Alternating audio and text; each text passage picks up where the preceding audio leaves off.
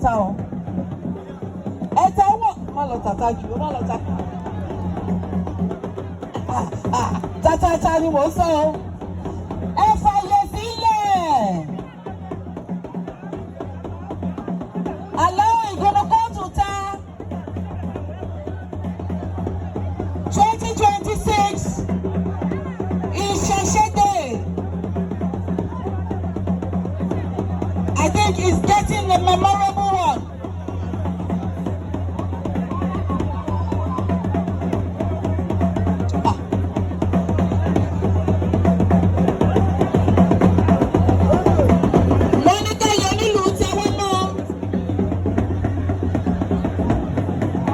Igbonuko tó kọ́kọ́ ń jó àrìn láti àpítí kan ó pọ̀.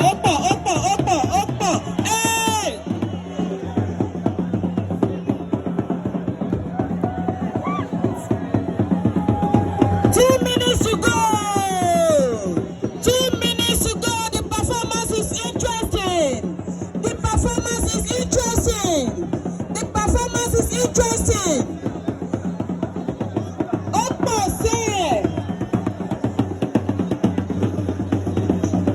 Igbonuko take on the field.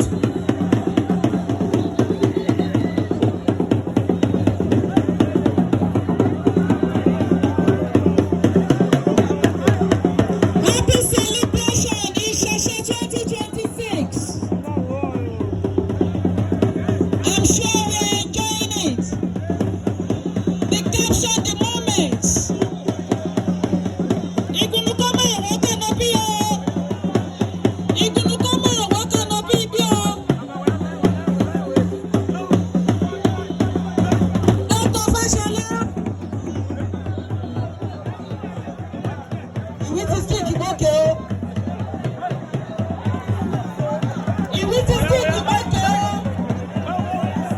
Ọ̀nà ìwé ti stick ìgbókè mọ́ táwọn ọ̀tá o. Ọ̀ṣẹ́ ìgbó ní ìsìnkú ẹ̀kọ́ first name. Ẹ̀ka ọ̀la ní myself.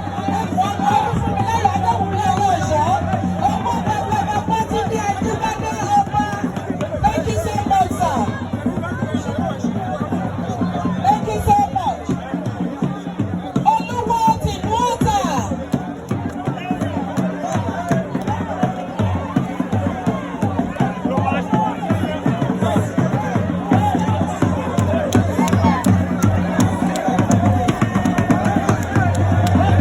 Chief Ganiu Adeleke.